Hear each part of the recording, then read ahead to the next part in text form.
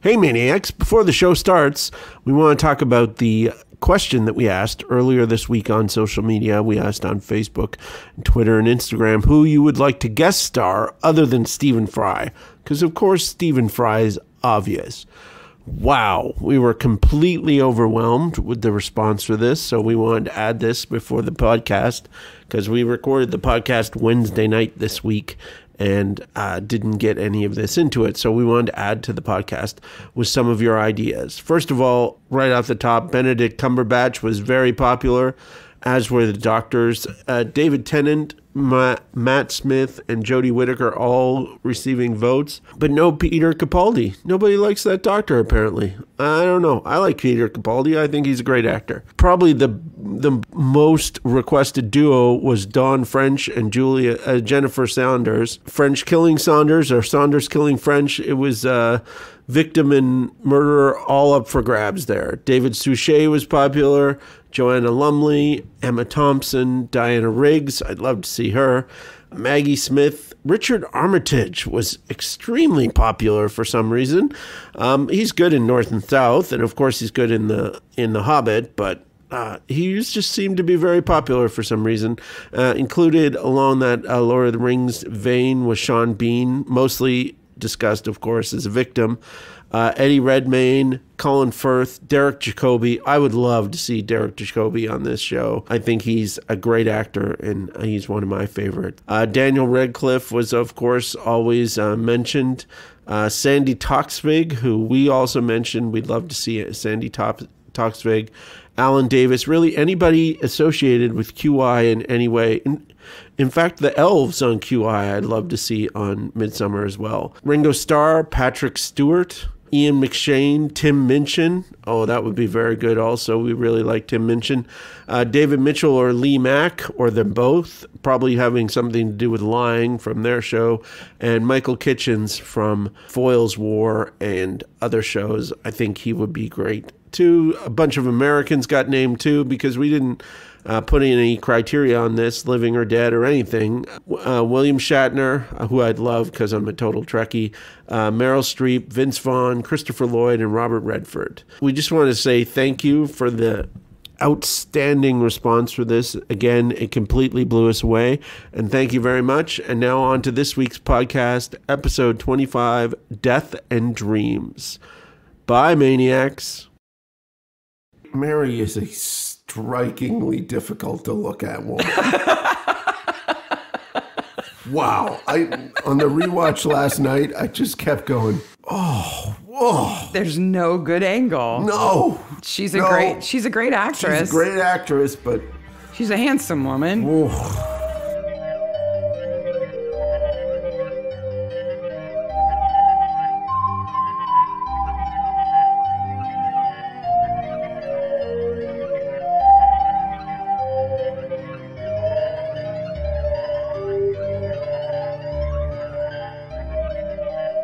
10,000. 10,000. Say that. Just say it out. Just roll it around in your mouth. 10,000 downloads. That's how many downloads we've had. It's amazing. It's more than that now. Before I even introduced the episode, I'm like, wow, 10,000. 10,000 downloads. That's awesome. Thank it's just so fun. So much. Thank you, Maniacs. I gotta say, in my heart of hearts, I was happy with 1,000. Mm-hmm. I was ecstatic with 1,000. When we hit 1,000, I'm like, do. And now it's like, wow. And it's put the accelerator on. I hate to tell you this, but we're going faster now than ever. It's not like, oh, well, 10, like I thought maybe, Maniacs. I thought there's a finite number of Maniacs out there. But apparently there is not a finite number of Maniacs. And we love all of the Maniacs. It could be catching.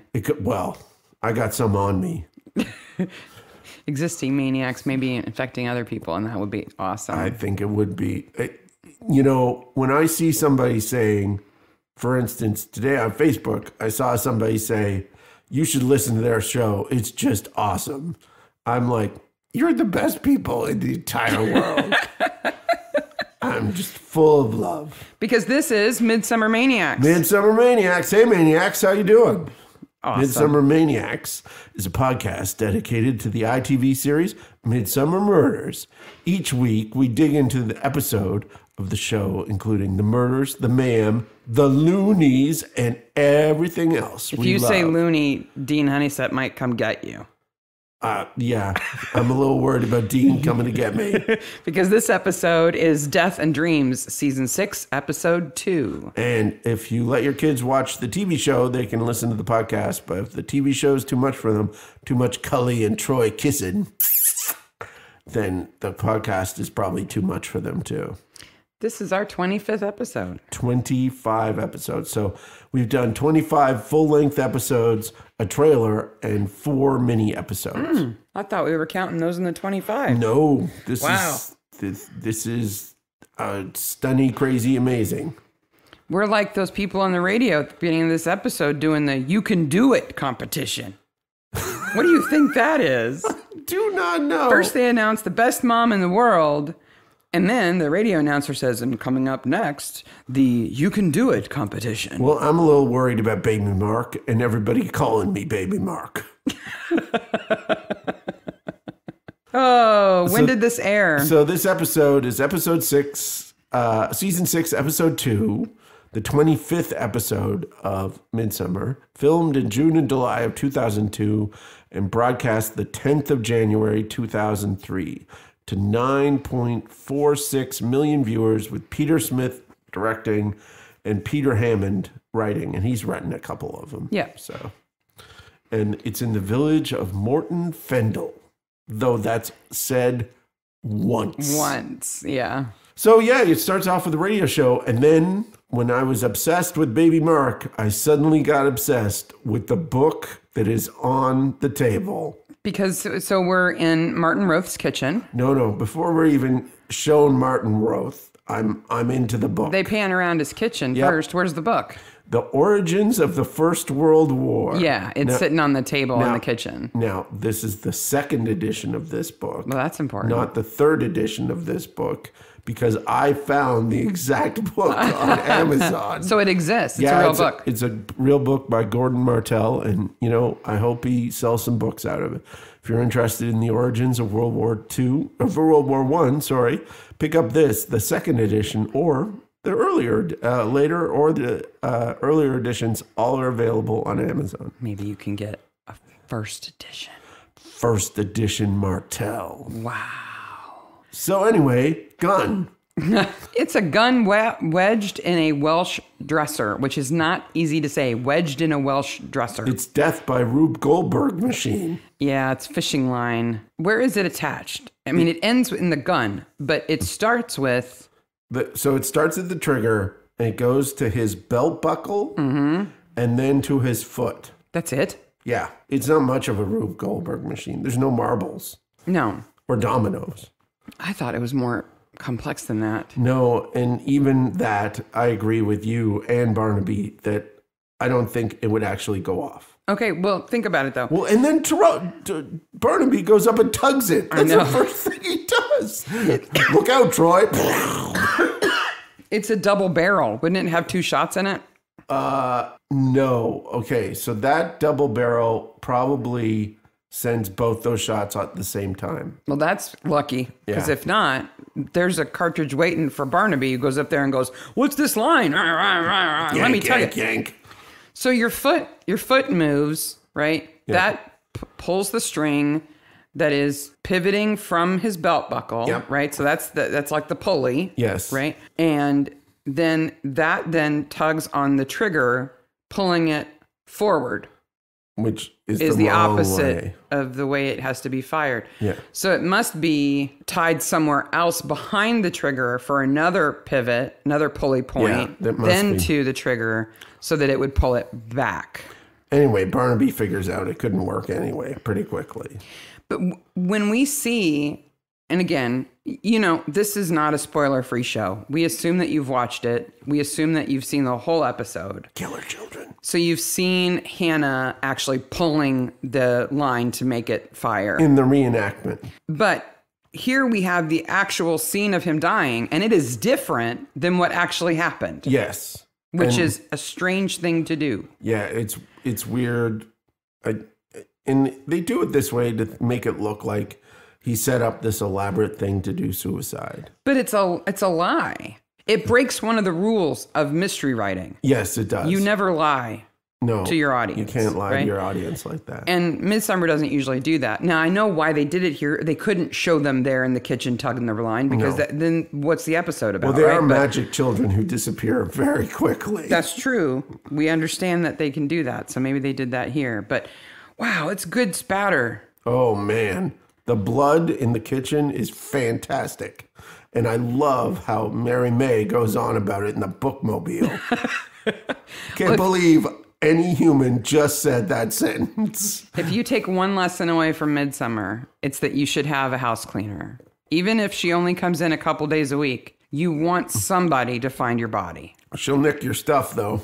Yeah, but she'll find your body. I guess so. He would have been there for how long if he hadn't had Mary to come and find him? I don't know. And this is not the first time a housekeeper has found a dead body in Midsomer. But Mary is a strikingly difficult to look at woman.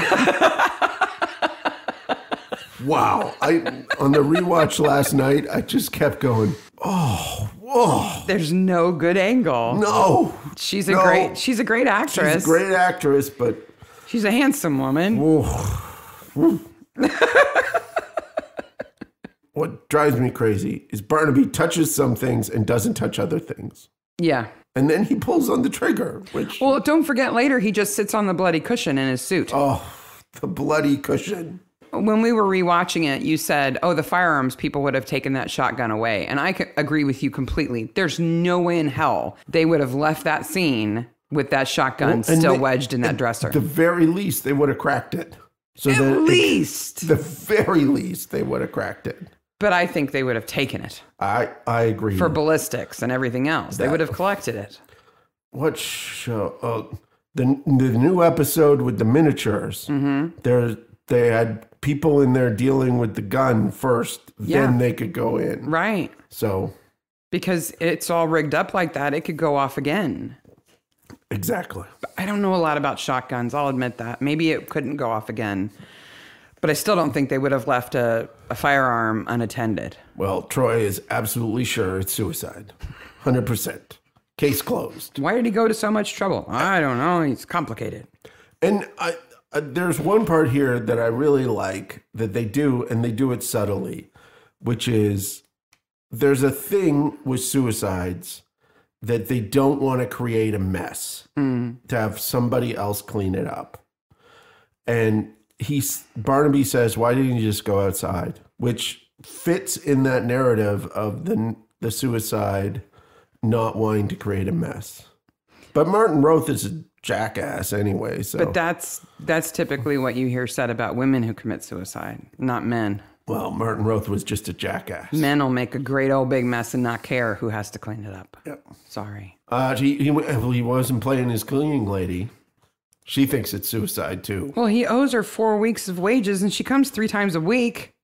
Oh. He's got a nice house. He owed a lot of people. What does he do? I don't know. He's a farmer, I guess. Does Martin Roth do? He has a nice house, a nice stable, 2 nice outbuildings. I tell you one thing. He's not making siege engines and selling them at the market. Cully's back in her bookmobile. Wow. Okay. It's the gossip mobile. It is the gossip mobile. And we'll get to a part where Cully is supposedly driving the gossip mobile. And it looks more like Mary May than it does look like Cully. You're meaning it looks like a man. Yes. That's what you're saying. So, hey, didn't you do some research on what you need to know, like what kind of license, or maybe a listener told us what kind of license you need to drive a bookmobile? No, I did the research. It's later on when we talk about who's driving the bookmobile. Okay. So Tom goes to Sarah Roth's house. And on rewatching, I rewatch the episodes twice before we record the podcast. And every minute of Sarah Roth, I just started to hate her more and more and more. Because she is, okay, at best, she is the poorest judge of male character ever. Yeah. Okay? Because she thinks Gordon's awesome. She marries Roth. Who everybody hates, and he's physically and verbally abusive. And sleeps with the women. Right. And then she's going to marry Gordon, who she says is the greatest thing since sliced bread, who only has eyes for teenage girls. Mm-hmm. Like... And isn't even a very good father. There is one moment where he sort of plays with the baby and plays with the mobile. But then later says, I'm at a party by myself because, well, Sarah had to stay home with the baby. Yeah. And so I don't like Gordon, the character, not because he's horrible and stares at young women. That's a problem. But he doesn't need to. Gordon could be a great dad, a great pharmacist, and they could kill him for him being nice to their mom. Mm-hmm. And that would be absolutely understandable and believable. Yeah, because these kids don't need a good reason to kill somebody. No. His character does not have to be flawed for them to think we should take him out. They kill their father because they asked them to leave the room. Yeah. Does that make you kind of worried about our kids? I worry about our kids all the time. You never say, would you guys mind leaving the room? Well, if you do, don't go rock climbing with them. No. That's all I got to say.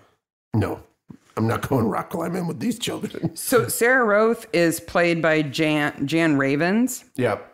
And she's not done a ton of acting.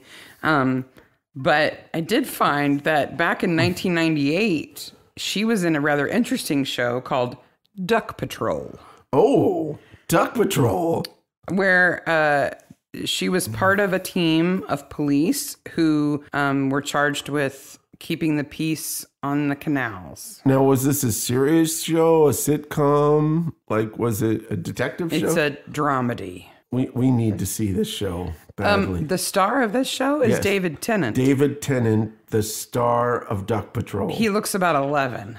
Well, he always looks about 11. A lot of it's on YouTube. You can't find it anywhere else. Oh, my gosh. Well, in the show notes, there will be a link to Duck Patrol. But she plays a young WC on the boat. Duck Patrol. Wow. You know, bookmobiles are for intellectuals. No. Gosh.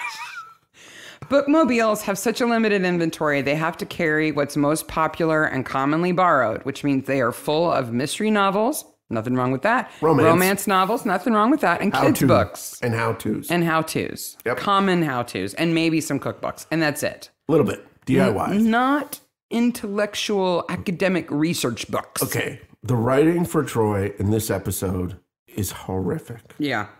This is not... The last episode, Troy said many things that were intelligent. In this episode, he's a farmer with an axe to grind.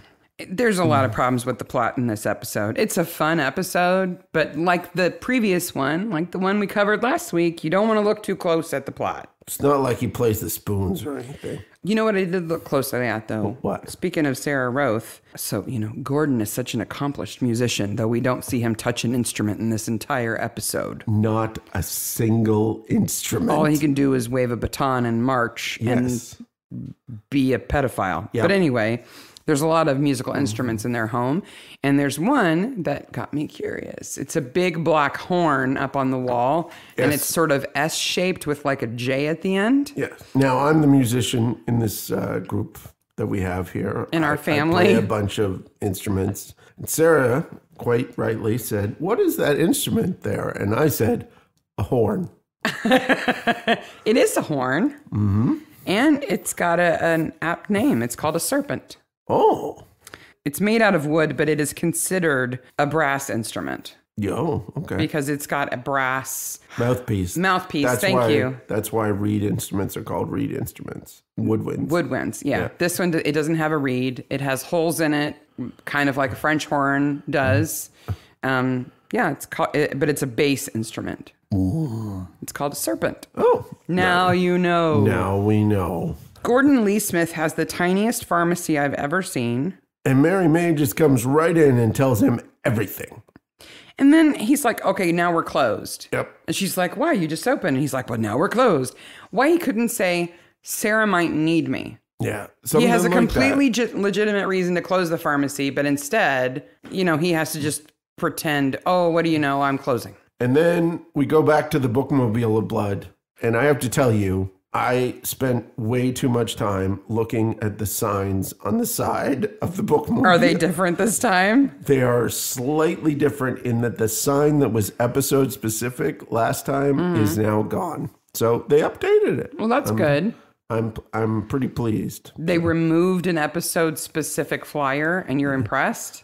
Well, they didn't leave a sign on a set. So, in fact, the bookmobile, one of our listeners, Oxford Lass, I think that's her name. She says that's the bookmobile she remembers coming to the village as a little kid. I can believe it. Like exactly that bookmobile. It might be the same one. I can believe it. They don't change a lot. No. They're important though. So we meet in the bookmobile of blood, Hannah and Eddie. And immediately you go, Hannah looks like somebody. She looks like Honeysuckle Weeks. Because she's Honeysuckle Weeks' sister. Perdita, which means lose in Latin. Lose? Lose. Like I lost something or like you're loose? Not loose, lose. Oh, so like you... Like Purdue in French is lose. Like the opposite of win. Yeah. Oh, that's not a very good name for a kid. No, and didn't we look up the rest of her name, which is also... Well, she's got quite the name. And they have a brother, too. So you may know Honeysuckle Weeks from Foyle's War. She plays Foyle's driver, and she's definitely a main character. He and Foyle, the detective, and her character are like the two main characters. And she's awesome. She's really good. Her name, full name, she was born in Cardiff, Wales. And her full name is Perdita Rose Annunziata Weeks. That's a mouthful. That is Annunziata. Did you look up where that comes from? No idea. I thought my Artemisia middle name was a handful. That's quite the middle name. Annunziata? Yeah. I'll stay with Artemisia. Thanks. She's Juliet Higgins in the new Magnum PI. Yes, she is. She is. It is an Italian word for annunciation. So it's Catholic. Yeah, it's often referred to the Virgin Mary as receiving the word of Gabriel. Annunziata. Yeah, she's the token British person in Magnum PI. Yes. But she was in a bunch of stuff. She's been in a lot of things. She was recently in a movie about urban explorers that go underground, and it's called As Above, So Below. Yes, it's set in Paris. And it looks terrifying. Yes. But awesome. Yes. We have to see it. You know what killed Martin Roth? Lack of Special K. Oh, wait a minute. There's a box in the background. He's got a lot of cereal and a lot of mugs. He does. Why does he have so many mugs? And he keeps a pretty nice house for a bastardly bachelor. That's because he seems to live in his kitchen. I guess. The rest of the house is just looking furniture. Listening to stories about baby Mark. You focused in on that, didn't you? The silver cup on the table there by his body belongs to Gordon, we find out. It's missing from the mantle. Take it to forensics. I'm going to the cottage hospital. So I looked into cottage hospitals. And the Wikipedia article, first of all, starts out with, these are semi-obsolete in the UK. Oh, yeah, for sure.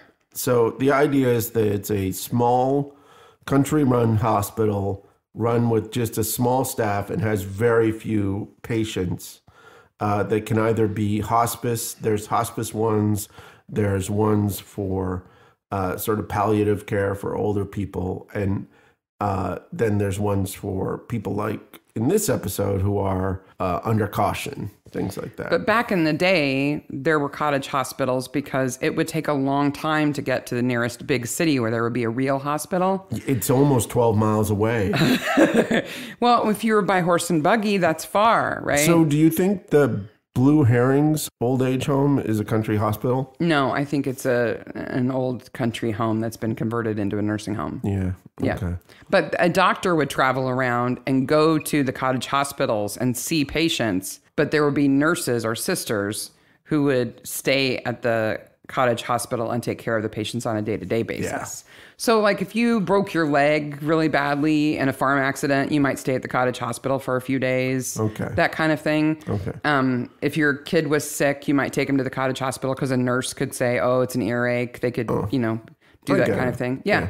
But now they're being converted to rehab centers and hospice places and care in the community places. Yeah. Yeah. This one's run by Jane Moore, who's just one of those old, crotchety, dried up academics. As an academic, how did you feel about that? Well, I just thought it was another bad line for Troy, assuming that it was a man first. Why does Troy hate academics? Well, what bothers me more about Dr. Moore, is this whole like insinuation that Barnaby has a thing for her. I think he respects her and he cares for her as a person because she's a nice person. At best, it's Troy being jealous. At best. Yeah. I don't think the writers are insinuating there's anything going on. No. But Troy does. When he says, your dad's getting a taxi, or so he says, I'm surprised Cully doesn't hit him. Yeah. But there is a scene where Tom is putting Jane in the car. Yep. And he kisses her on the cheek before she gets in the car that he's about to drive. Yeah, that's a little weird. And I thought, would I be upset if I saw Mark do that? And the answer is yes. Mm-hmm. If I saw you greet someone and give them a kiss on the cheek, fine. Yeah. If they were leaving and you wouldn't see them for a while and you were close to them and you gave them a kiss on the cheek, fine. But if you kiss them and then close the door on them in the car and then get in the car, I'm upset. I can see that. That was one kiss too far, Tom. One kiss too far, Tom. But she seems like a nice lady. She does. And she hires Tom Parrish, who rudely interrupts them. Wow. I'm like, dude, no, excuse me, no, nothing. I thought you British people were supposed to be nice. It just rackled me that he It bothers you when people are rude like that. Yeah. And I don't think he meant to be rude. Oh, I do. Oh, you do? I don't think he cared. I think he's one more person who has a claim on Dr. Moore and doesn't like people to be in the way. That might lead to some sort of discussion of the word motive, but that's as close as we're going to get to motive in this episode. Dr. Moore is played by Isla Blair. Isla's been in a ton of things. Yeah. Two notable things about Isla. She's married to Julian Glover. Do you know who he is? Julian Glover. Think so. He was the key bad man in Indiana Jones and the Holy Grail. Oh, he's the one who chooses. Mm-hmm. Poorly. He's also in Game of Thrones. Yes. He had a big beard in Game of Thrones. Yeah, he's one of the maesters in Game of Thrones. Yeah, they've been married since like the 60s. Okay. By the way, we should stop and apologize to Honor Blackman. Oh, who's not dead. She's not dead. I listened to last week's episode again, and we are clearly talking about her in the past tense. I'm sorry, Honor. Dead. And one of our the people who follow us on Instagram pointed out, and I feel so terrible that we killed off Honor Blackman. She's 94 and still going strong. I didn't even have it in my notes that she was dead. I think we just assumed because of the obituary and her age, and we just rolled with it. I absolutely assumed that she was dead. Yeah. The other thing about Isla Blair is that she was in Space 1999. Oh, Space 1999. Back in 1975. The first show I ever watched in color on a color television set. Okay, she was in an episode the year I was born. I was probably watching it on my brand new color television that sat on the floor, baby. What's awesome about her in Space 1999, though, is she plays this alien who is bald. And so they put this like headband that goes across her forehead on. To cover this scene. And it has like all these jewels and stuff on them. And then the bald cap is above it. But she must have had a lot of hair or something because it's very cone-heady looking. Oh, we'll have to put a picture of this in the notes. But then once I see her, I'll be like, oh, her. Yeah. Because I watched all of Space 1999. But then like the bald woman who was in the Star Trek movie, yes, they made her look very beautiful and glamorous, yes, even though she was bald. Yes. That's what they did with Isla Blair in 1999. Okay.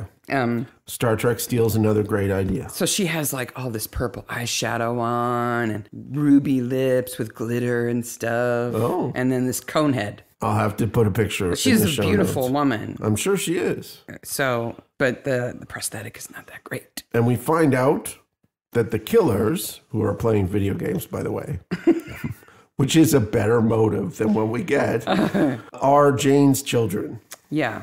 Now, Hannah, we don't know they're the killers yet. Hannah, Guy, and Eddie. Yeah. Etty. Etty. Because she's not Eddie.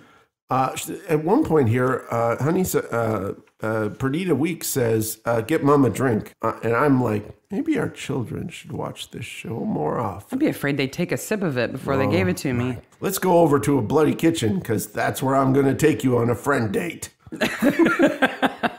He wants her insights because she's a profiler.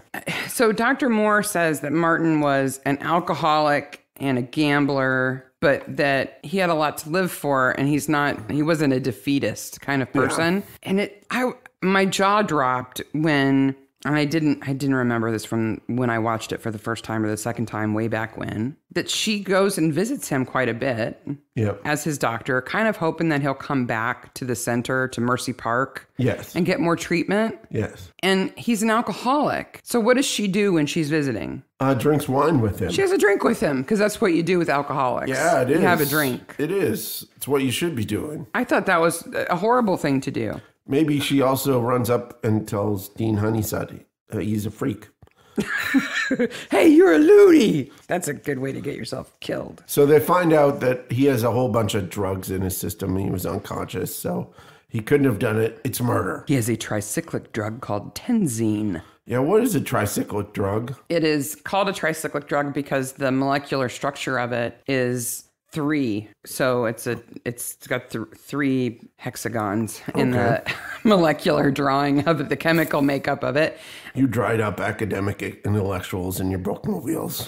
Tenzine is a real drug. Yeah. Though tricyclics aren't very popular anymore as antidepressants, but people still take it. It's just kind of been driven out of the market by newer medications like SSRIs and stuff like that. Next, we have a scene that I just kept asking why. Why is there a band? Why are they marching? Why are they in their uniforms? Why are people walking? Why is Gordon leading this band? And more importantly, why does Barnaby stop the band? Because they're looking for Gordon. But they just let him go past the 10 feet extra from where they are, and they go to the village hall, and that's it. But it's awesome for Tom to stand up in the middle of the street and hold his warrant card out and say, "Please stop!" And they all run into each other. It's great. It's 10 minutes for a joke. I don't care. Okay. I think it shows Gordon's character and what the marching band means to him, that he walks around town with his chin. Well, he doesn't really have a chin. He has no chin at all. His chin part up in the air. He's chinish. The chin-esque location of his head is elevated, toad-like in the air. Yeah, when he's not looking to kill her children. As he waves his baton around, he's proud of it. It's an important part of his identity of who he thinks himself to be. I guess. And we wouldn't know that if we didn't see him leading them around. But you're right. There's no occasion. No. But how does a marching band practice if they don't march around? I wouldn't say in the middle of the street with everybody looking. Why not? Jeff Haskins is really pissed off. He throws his rope down and he's upset. He has a lot of rope. Rope. That's what I have in my notes. I looked and looked for people whose jobs are rope. Yep. I wanted to find that artisanal, crazy craft job. Like rope maker, but with a real, like a name that's derived from Latin or something. Yes, because, there are coopers who make barrels. Yep. They're still out there. Fletchers who make arrows. Right. But Jeff doesn't make rope. No, he fondles it. He just likes rope. Oh boy, does he like rope. So though he occasionally makes a ropes course. House. My wife likes rope too. Wife. Yeah, the wife we never see. Thank goodness. Because she's tied up. Somewhere. Maybe enjoying it. Maybe Dean stole that rope too. Excuse me, Mrs. Haskell, I gotta take this rope. Look, I'll give you some duct tape. Bye. Hold on, goodbye. Okay. So I could not find a career that was the rope equivalent of a Cooper or a Fletcher. Okay. What I did find, though, is that there is a phobia of rope. Okay. Rope or string. Some people who have this phobia won't even wear shoelaces. Okay. It's called lenonophobia. Do they worry it's going to get caught? Do they worry it's going to get caught around them? Remember, phobias are irrational fears. Or do they think it's like snakes on land for me are completely fine, but snakes in water are the evil. I do not like snakes in water. Mm-hmm. And I know it's irrational, but do they see rope and string and wire probably as like a snake-like thing, or? Well, it could be a couple of things. So, some phobias have no cause at all. There's no instigating event that gives you the phobia. You're just born that way. See, that's not for me because snakes in water are horrendous. So So you feel justified. I do. Okay. Even though we don't live around any water, there's really no snakes around. But okay, if there were, you wouldn't like them. So lenonophobia could be triggered by an event, like if you were tied up at some point and that was traumatic. I can see that. You could then attach that to that object and associate the object with the event, and that would give you lenonophobia. Okay. But some people, I think, are just freaked out by string and rope like you're freaked out by snakes in water. They just are. Okay. The flip side of that, and what I think Jeff really is a lenonophiliac. I have an absolute idea I know what exactly that is. It's the opposite of a phobia. And maybe his wife likes it too. Well, no, there's a completely different category for people who like to be restrained. And people who like to do the restraining. But that's not what I'm talking about. I'm just talking about people who have a philia about rope. Well, he does, because he's like putting it in his face and smelling it like coffee and touching it, and yeah, he's got a weird attachment to that rope. So there's your nerd word of the day, lenonophiliac. Gordon has an ambition. Gordon's ambition is to have majorettes. Why? Because he thinks presentation is the problem of the band. The best line in this episode is when his wife goes, I told them it was the wrong idea because this town is too conservative. What is too conservative for drum majorettes? Well, it's funny that you ask. Because I looked into this because I thought, our marching band in high school always had majorettes. We had flag corps. There was a role for people who were not instrumentalists, who were kind of ornamental. Did they do the stuff with the fake big guns and everything? Yeah, the wooden rifles. And batons. And big flags and stuff like that. Or batons, yeah. And so I dug around to see if there really was kind of a negative feeling towards majorettes. Mm-hmm. Like if there were people who disapproved of majorettes. Of them. I couldn't find any. I could find that there are fewer majorettes now, but that's simply because women and girls prefer to be in the marching band rather than be ornamental to the marching band. Yeah. And so there's just fewer people who want to do it. Yeah. I did find one interesting band related to majorettes, though it's not related to being conservative. Okay. In a town in Georgia. They have banned majorettes. Okay. Who throw flaming batons. Well, that's not out of the question. They did it for a good reason. Oh, okay. They recently covered their football field with AstroTurf. Yeah. It is not flammable, by the way. It's safe. But it's overlaid over this stuff called crumb rubber. Yep. That is extremely flammable. Uh-oh. Was there a bad time? No, there wasn't a bad time. She was very good, the girl who's throwing the flaming baton. She didn't drop it. Okay. But just imagine what would happen if you did. Oh, my gosh. If that fire got into a seam in the turf and lit that crumb rubber on fire... Okay, the smell alone. It would be horrific. Yeah. But there would be fire under the grass. Wow. Drum majorettes running and screaming. Conservative or not, nobody is pro crumb rubber fire. No. No, that's not a conservative or liberal issue right there. But seriously, I dug into like UK bands majorettes, disapproval of majorettes or drum corps. And I mean, I did every kind of Google News search you could do, and I couldn't find anything. It's just a weird, strange line. People are not too conservative in Morton Findlay for majorettes. They just know Gordon's creepy. Yes. And they don't want him anywhere near young girls in skirts. Again, it's Sarah with her stunning lack of judgment of men. Maybe she knows he's bad and just hasn't admitted it. Troy needs a ride out to Mercy Park. So Cully gives it to him. In Birdie. right? She drives him in Birdie. This is when she drives him out. Oh, that's in right. The She drives him bookmobile. in the bookmobile, yeah.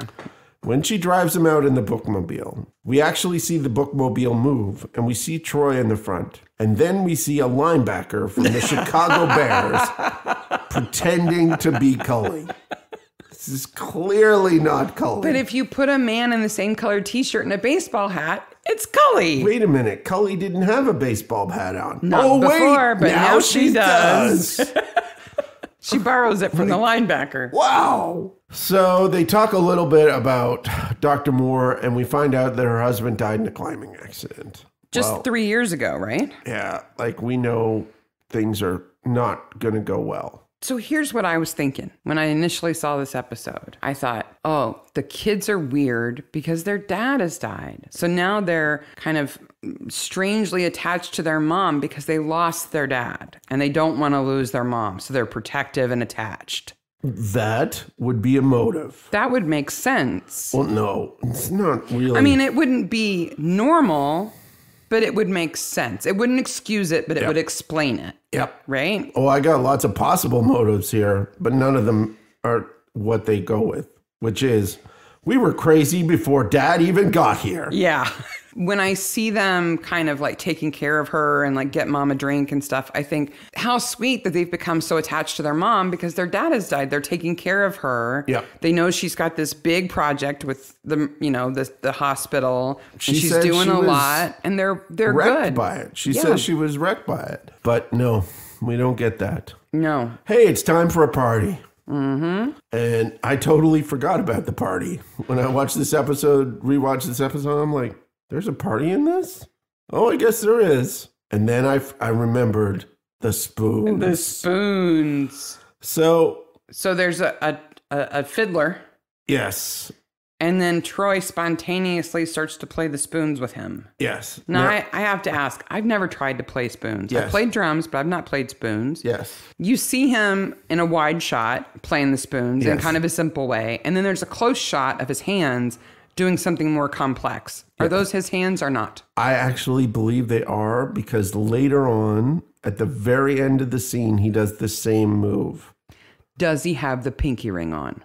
I don't know. Because that would be proof. Yeah, I don't know, but he does basically what's a trill with the spoons. And he does that in a wide shot later in the at the very so end. It is him. I actually think it is. I'll tell you one thing. If I wanted to attract Cully's attention, I'd be playing the spoons because she is looking at him like he is fresh meat. He has a hidden talent.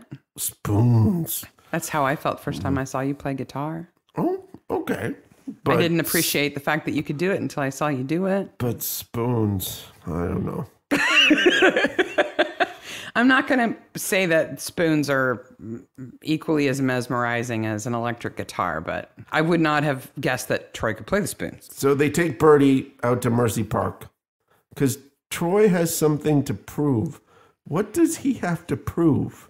Well, he's drunk. Yes. And I think he wants to try to duplicate what Dean did when he swung down and knocked Parrish over. Why? Because he's drunk. Okay. He can't do it anyway. No. But Parrish is dead. Yep. So it doesn't matter. Parrish is up there, and Cully finds the body after they make Smoochy Smooch. They have one kiss. And it's their last kiss. Yeah. Their only kiss. This is it. Like, I think she kissed Troy, and in her mind, she thought, this is a little bit like kissing my brother. I just wish we had got to see the scene where Troy and Cully have to explain to Tom what they were doing there. Yeah, so... We don't get to see that. Cully was up, and I was helping her rear end. No. Do you want to know about before or after we were kissing? Oh, wait. Oh, did I say that? Parrish is drowned, drug all the way across the survival course, up onto the platform that Troy can't even climb up on. Guy is crazy, incredibly strong. Yeah. Because all Eddie can do is giggle. Yeah. So she didn't help. Kill him! Kill him now!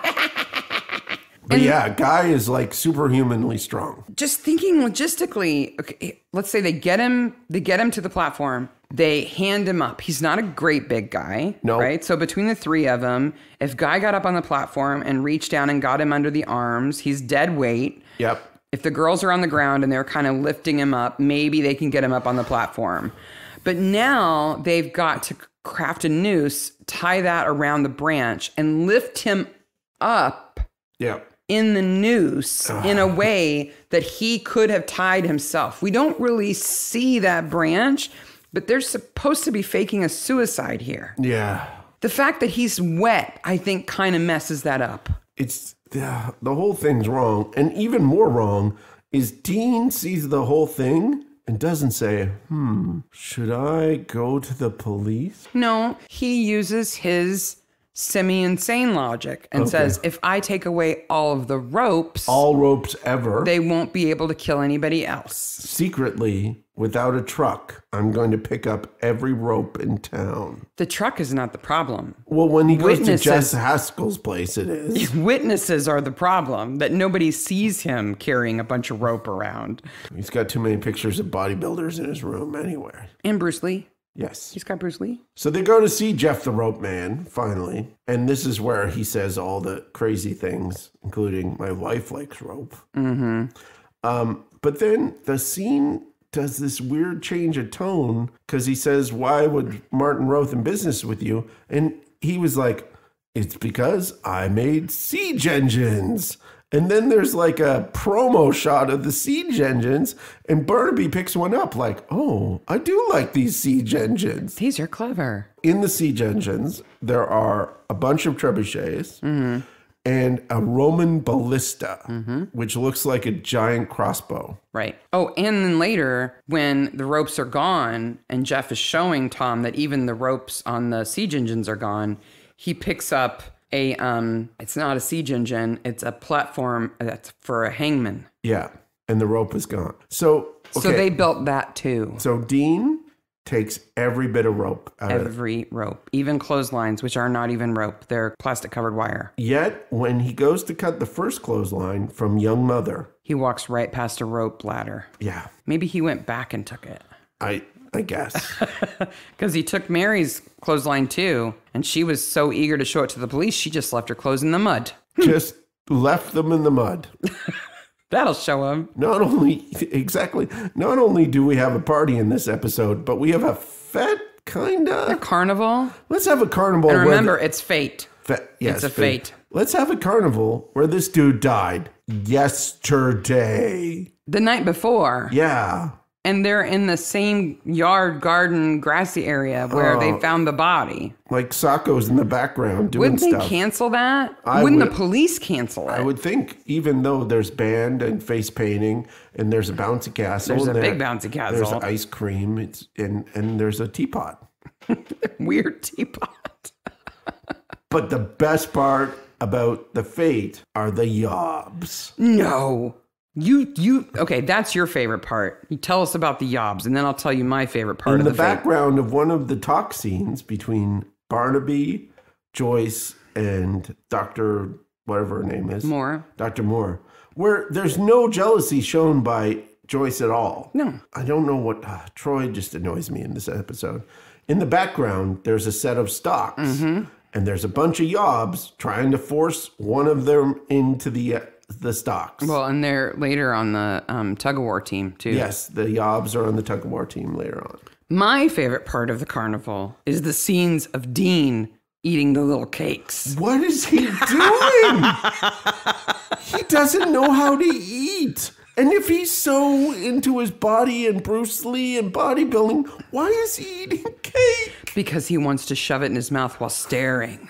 But then he gets mad at one and he just slams it down on the ground. Damn cake. Like, what did that cake ever do to you? He gets angry at that cake just like he gets angry at the cricket pads later. Oh, These are stupid. it's Cake. like the cake. The scene direction was Dean acts crazy with cake. Okay, I got this. They just said, Dean, be creepy. Speaking of which, we haven't said, Dean Honeysett's played by Paul Brennan. Yep. He's in the new Dracula. Oh, he is? Okay. That's not the role I was really excited to find out about. You know me, the Alien movies are my favorite movies of all time. He was in Alien 3. Yeah, there's a lot of Midsomer people in Alien 3. On the prison planet. Lug is in Alien 3. Yeah, on the prison planet, he plays Yoshi Troy, and he gets killed by the alien when they're trying to trap it by running around in the halls and the vents, trying to like lure it this way and that way so they can put it in the big lead vat. Yeah. And he goes around a corner without looking in it. Oh, alien. So he's in most of the movie. Yeah. He's a bit in a lot of stuff. So after the fete, which included the... Fate. The fate. After the fate, which has the reveal of the clotheslines being stolen and has Dean going crazy because somebody called him a loony. He tries to strangle McMay. Gordon goes back to the hall and basically does the whole creepy thing. That phone call. He calls Hannah to tell her. Oh, yeah. Like, a package has arrived. A package. You want to come see my package? You want to come see it? It's just so creepy. And he doesn't need to be creepy. No, he could just say, hey, the majorette uniform arrived. Would you want to come over and try it on? He could still be a pedophile and not be that creepy. He could. But Sarah doesn't know where he is. Yeah. Are you in there, Gordon? Because he's missing overnight. I'd be banging on that door long before then. Oh, my gosh. Even with the baby. And they find him hung up, moving. He plays a pretty good dead body. He does. A pretty good dead body for the most part, but he's moving at the beginning. I think Parrish is better. Yeah. But he does pretty well. Because it's got to be uncomfortable hanging on that door. It has to be. I mean, I know they have a harness on him underneath his jacket and everything. He's not really hanging by his neck, but it still can't be comfortable. And he's there for a while. Yeah. Okay. So we've got Union Jack. Check. We've got bands. Check. We got pedophiles. Check. We got a fate in a manor house. Check. We got a party. This is a Midsomer episode. What else do we need? Cricket. Yeah. Gotta have a cricket game. What has this had anything to do with cricket before this moment? It's just that, the Moore children are very involved in village life, and Guy plays cricket. So his sisters have to go support him and bring a picnic. Where are we going to play cricket? We'll play cricket on the cricket ground, which is near the bag laundry. What are those? No, it's not a bag laundry. What is it? Those are burlap bags being hung up to dry after being washed because they were filled with some kind of crop, probably hops. I don't buy it. Okay, I did the research. Okay, also, they only go down halfway. Yes. Okay. They're only 4 feet long. They don't go down to the ground. You would see someone standing behind them unless you're Troy. Barnaby finds the majorette uniform. This is after he's been drugged, fell asleep in his car for hours. Nobody bothered to wake him up when the game was over. No. He finds the majorette uniform before. Oh, that's right, and lays it out on the car seat, and then goes and has tea with the girls. How do you know you've been doing the Midsomer Maniacs podcast too long? Is when Barnaby picks up the majorette uniform and holds it out in front of him. And Sarah and I both exclaim at the same time, he's going to put it on! No, we both said, that won't fit. Because he holds it out facing him, and then he turns it around and holds it up. Yeah, it's not going to fit him. Which is what you would do if you were then going to hold it against you to see if it was your size. And now I just want to Photoshop Tom wearing that little lavender and pink majorette costume. I may have to do that. Yep. But I can't believe that after Hannah drugs him with the tea. So here's a question I have. Let me see what your opinion is on this. So Hannah and Eddie are there on the blanket. Yep. Hannah brings out the tea. Yep. She's bringing out the tea before she knows Barnaby's there. Yes. Okay. So she's got the tea on the tray. She brings it out. Barnaby comes over. She says, yes, please join us. Would you like a cup of tea? He says, yes. And she hands him one that is exactly the way he likes it. And he starts to drink. And Eddie says, wait a minute, that was my tea. So were they killing Hetty? When did Hannah drug the tea? Well, I'll tell you when. She said, because they were watching the game, she said, Mr. Barnaby, sir, what are those sacks on a clothesline over there? And Barnaby turned to look, and the drugs went in his tea. Oh, yeah. No. No? No. Because he comes over and he sees Haskell drinking tea in the moodiest way possible. And Dean acting like these cricket pads have caused him a personal offense. Going to attack the cricket pads. Just one leg pad. Then he sees the girls. Then Haskell points over to the lawnmower guy. Oh, I got to watch that scene again. What order does that happen? I think the lawnmower guy points him over to the clothesline before he even sees the girls on the rug. So maybe they saw him first and drugged the tea. Maybe, yeah. No, because Hannah doesn't have the tea yet. And it's Eddie's tea anyway. She walks out with it. Yeah.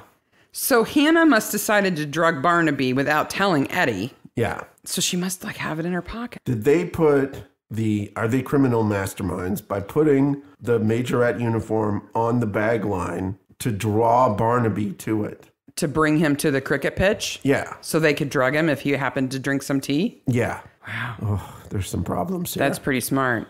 But and Eddie is not smart. She's a psychopath. Yes. So my governor says he's going to go to the cricket pitch and figure this out. Meet me there. Meet me there. Hours later. Apparently, but just in time. Because when Troy pulls up, yeah, it's pitch black, but he drives right onto the cricket pitch with his car. And shines the light where Barnaby is. And honks the horn. And the children disappear. Well, they run off. But they have legs that are longer than the bag. And they run off into like a clear area. Yeah, you'd be like, there they go. Yeah. Let's chase them. Troy. Well, and it also seems to take Tom quite a while to realize that Hannah drugged him. If I wake up having drunk some tea, sitting in my car in a place where I didn't intend to fall asleep, my immediate thought would be somebody drugged me. Who drugged me? The person who gave me something. Who gave me something? Hannah. Oh, I know. Now that they've almost strangled me, I'm going to go to the poisoner's house for some care. Why Tom is smarter than that. To Moore's house to get care. Tom She's is smarter than that. She's not a doctor like that. No. And she does him no care anyway. I'm looking at the faces of the kids because they're kind of behind him while she's checking out his neck, and they're looking at each other, and I'm thinking they're not giving it away right now, but they should be. Yeah. They should be looking at each other like, damn it, you should have done a better job. Like, he got away. They should be out of breath from running all the way home. It's just, I applaud creepy kids. I think that's cool. I think the fact that they work together is cool.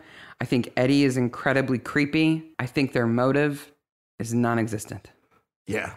So just to clear up a couple of things, the rope's being stolen by Dean. So Killer Vision is both Dean and the little kids. Yeah.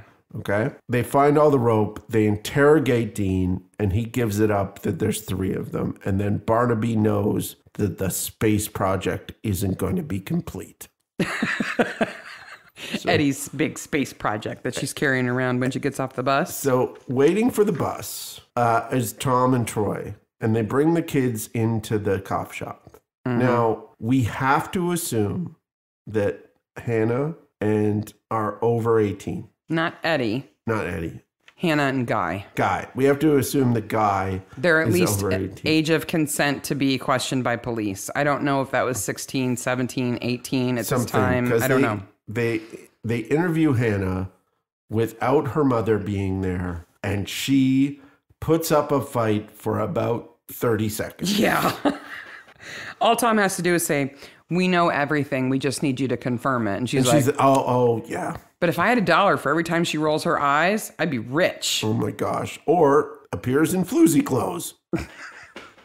Well, Gordon wasn't the only guy in town who liked his women young, apparently. Yeah, but, okay, I understand all of that. And I understand that there are men who find that attractive. But it felt voyeuristic how many times they showed her dolled up. It was just the one time when she's walking into Martin's. No, when she shows up at Gordon's, she's kind of wearing skanky clothes too. But to be honest, what she's wearing is no worse than any 17-year-old going to a party. I know. It just felt voyeuristic the way they lingered on her. It just feels gross because you know what she's doing and what the men have in mind. You should feel gross. Okay. That's okay. Well, then Hetty is like in the kitchen at Martin Roth's house screaming for them to kill her. Kill him. Eddie is Sick. This is what we are supposed to understand. While their father was married to their mother, Their biological father, their real father, they grew jealous of the time that he wanted to spend with his wife. he was so clingy with mum. That made them homicidally insane. So much so that they pushed him off a cliff or off of a cliffside that they were climbing. And what I want to know, is that was 3 years ago. Mm-hmm. And then Martin Roth is at the center. Right. Why on earth did they do nothing for 3 years and then suddenly go on another killing spree? Because she was spending a lot of time at Martin's. She was stopping by there and having a glass of wine with an alcoholic, and they thought that there was a relationship forming. They didn't realize that she was there. Then why did they kill Gordon? Because they were on a roll. Because once you start, you can't stop, you know. I guess. It's like potato chips. They killed Martin, and then they're like, ooh, let's kill Parrish. That was kind of fun. Okay, let's kill somebody else. Let's see who we can get away with. They were going to kill a policeman. The scene where they kill Gordon, where they're playing the instruments while Guy strangles them, is fantastically crazy, batshit crazy. Yep. Midsomer. Yep, with Eddie and the bass drum. Yep. You know how I know she's psycho? She plays the bass drum. Not just that, and not just her giggle, and not just that she thinks it's funny that her siblings killed their dad. The reason you know, the one piece of evidence you need, all you need to know, Yes. to prove that Eddie is a psychopath, is that when they break into the pharmacy to get the Tanzine, she steals sugar-free chocolate. What kind of crazy person does that? She's broken. Dean, get off me. She is thoroughly broken. What teenager steals sugar-free chocolate? It's the PS1 that drives them all insane. It's a driving game. No one will ever take our mom away from us. So then we have a weird moment where Joyce helps Barnaby tell the doctor more, and that's it. And then it ends on a kind of crane shot. I have to say, Dr. Moore's not a very good doctor.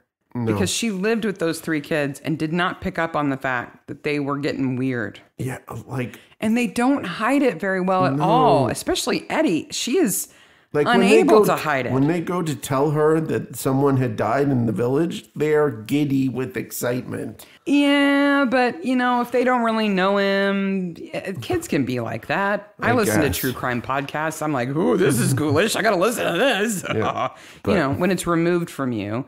If they only did that, I wouldn't think they were too creepy. It's just the whole thing's creepy. But, wow, I understand why he wants Joyce there with him at the end. Not only does he have to say, your 3 children, all 3 of your children murdering psychopaths are murdering psychopaths, but they also killed your husband. Yeah. The love of your life. Yep. And you're a psychiatrist and you didn't notice that they were crazy. Like, it's going to break that poor woman. Yeah. She's going to lose it. Best corpse. Before we go to best corpse, can I tell you something else kind of interesting? Yep. So Sarah Roth everybody lives in a little thatched cottage. Yes. Oh, even Mary May lives in a multi-million-dollar thatched cottage. Of course, it's a village. And she's just a housekeeper. Yep. But Sarah Roth has the thatched cottage, and you pointed out to me, I didn't even notice it before, they pan from the roof down to her door when Tom goes to visit her the second time. That's right. And there's a cat on her roof that's made of thatch. Yes, like a topiary, but made out of thatch. Yes. They're actually called thatch finials. Thatch finials. Or straw finials. Okay. And they're decorative things that people can add to their thatched roofs. They're usually on the ridge of the roof, kind of like where you would put a weather vane. Now, does the guy who thatches the house make these? Is it an artisanal thing? Yep. They're almost always animals. Mm-hmm. So I found rabbits, birds, cats, foxes, and pigs. I need to have a pig thatch. A thatch pig. I need to have it. And according to heartofenglandthatchers.com, thatched animals are not only beautiful, they can also be useful. Okay. Thatched animals can deter pests, but only if you move them around a bit.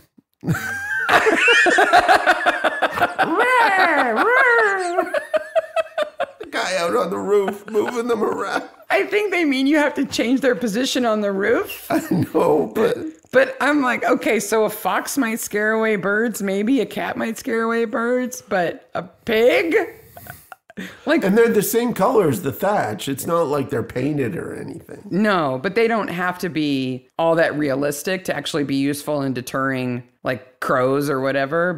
And so if they're along the ridge line, you get the silhouette and it looks like a cat is on the roof and maybe a bird might not land there. Yeah. Right? But a pig? You know, the natural enemy of the pig. Yes. Is a roof dweller. Don't go up there. There's thatch bacon. My best corpse would, I think, be Parrish. So that is... Tony. Yeah. See, I still like Gordon. I do. He spends a lot of time in the background, not moving. But he does move. He does move at first. A little bit. And Parrish has that great tongue-out Blueface looking kind of appearance. He does. Which I thought was good. So, after the credits. Jeff's got to get all of his rope back. Rope guy gets his ropes back. Is that what's in your notes? Yep.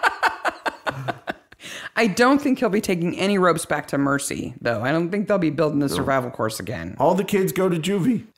2 of the kids should go to prison. If they were old enough to be interviewed without an adult, they're adults. They go to prison. Eddie should go to a nut house. Yes. Filled with sugar-free chocolate. Jane is terribly alone. And broken. Just her, and plus, I'm sure Mercy Park is going to fall apart. She's solely responsible for it. Her chief counselor is dead.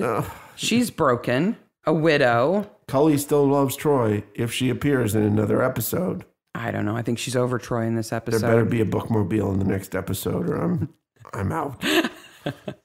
You don't realize how few episodes Cully's in until you start watching them. She was gone for 2 whole seasons. Yeah. But looking back, I would have said, oh, yeah, Cully doesn't appear in every episode, but she's in every season. Yeah. And that's just not true. No. Joyce gets to make some tea, and maybe help a little bit. No one gets paid by Martin Roth. No. Nope. Mary and Mick get to run the pub and rehang their flag. Yep, that's it. And they have to give back the porcelain figurines that they thought they could carry home in a plastic grocery sack. So once again, I gotta say, the number of the episode is 10,000 because that's insane. Thank you all so much from the bottom of our hearts. Absolutely. Yes. We have a few better written episodes coming up. I have to say this one and the last one are not the best written episodes. There's some fun problems with motive and things like that. Yeah. I mean, they're still Midsomer, so they're still awesome, but there's some problems, but we have some better ones coming. And the next episode, episode 26, is season 6, episode 3, which is Painted in Blood. Oh, yeah, baby. Where Joyce is in the village green painting the windows. This is one of those Joyce gets a hobby and people die episodes. Yes, it is. So thanks for listening. Thank you all so much. Be sure to give us feedback and ideas. We're on the Twitter, the Instagram. We're on the Reddit subreddits and the Facebook pages. All where those we things. Are. Yep. We love to hear from you. Absolutely. So until next time, bye, Maniacs. Bye, Maniacs.